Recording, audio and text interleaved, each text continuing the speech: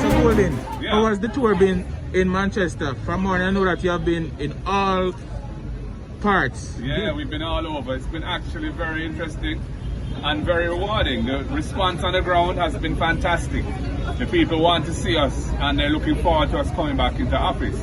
So many of our supporters came out and they're saying, you know, coming back stronger. And, you know, we're going to remind them what the PMP is all about. So we're looking forward to whatever tests we have to face. We're looking forward to them. Alright, I've noticed that in recent months you have been in Region 5 a lot. The same day at NEC meeting, before that we were here, and as I said, the rain comes all the time. Yeah. What is the machinery like on the ground now? Are you ready for February when the local government elections are due? Yeah, we're, you know, always improving, always tweaking, but all our candidates know exactly what is expected of them. And, you know, we are monitoring their actions and ensuring that they are doing what they should be doing.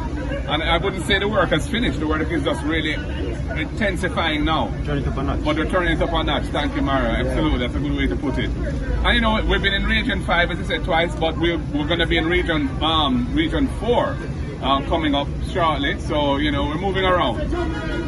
Alright, one of the things is that sometimes people keep on, every time they're talking about the PMP, they keep on talking about this unity and this unity. What is your word to them now, in one sentence, as to what they need to know about the unity within the PMP now? I'm not focused on that at all. You know, we spent a year working on that, and we're now focused on what we have to do, and we're on the ground, and it's time for action, and everybody who wants to be part of it is part of it, and we're moving forward together. Alright, lastly before you go, you saw some issues when you came here today. You were looking at the highway construction in Redberry. What is it like there? What are your thoughts and your appeal to the government? There are residents there who have suffered badly. First of all, there are some major drainage issues which have been resulting from flooding as a result of the building up of the land for the highway, and that's an issue for them. There's been a lot of dust nuisance. Some people have had their buildings cracking and so on.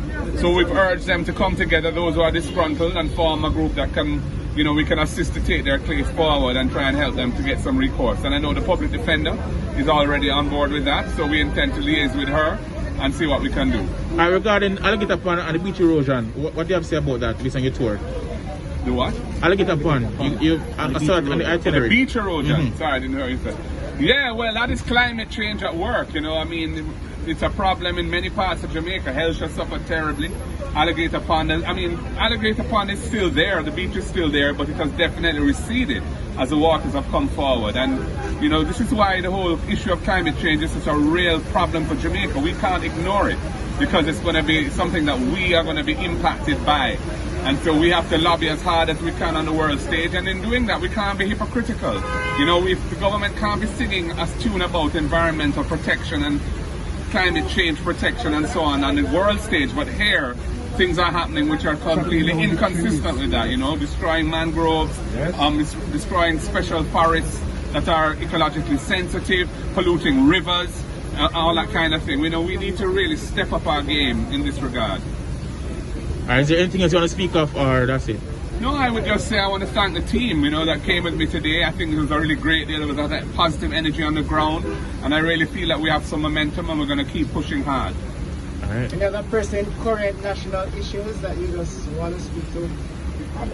Well, we had a press conference, when was it? Yesterday morning, yeah. So we spoke to the question of that. I don't have anything more to say on that right now. There's plenty said then. You know, we just know the people are really feeling it now. Times are hard. Prices have really gone up dramatically over the last year. I don't think the impact of that has been fully assessed yet, but you know, inflation in October was 8.5%, I think.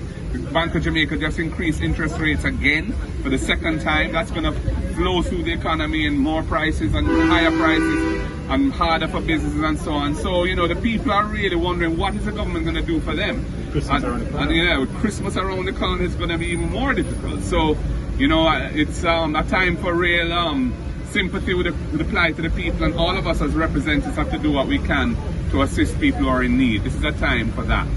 All right?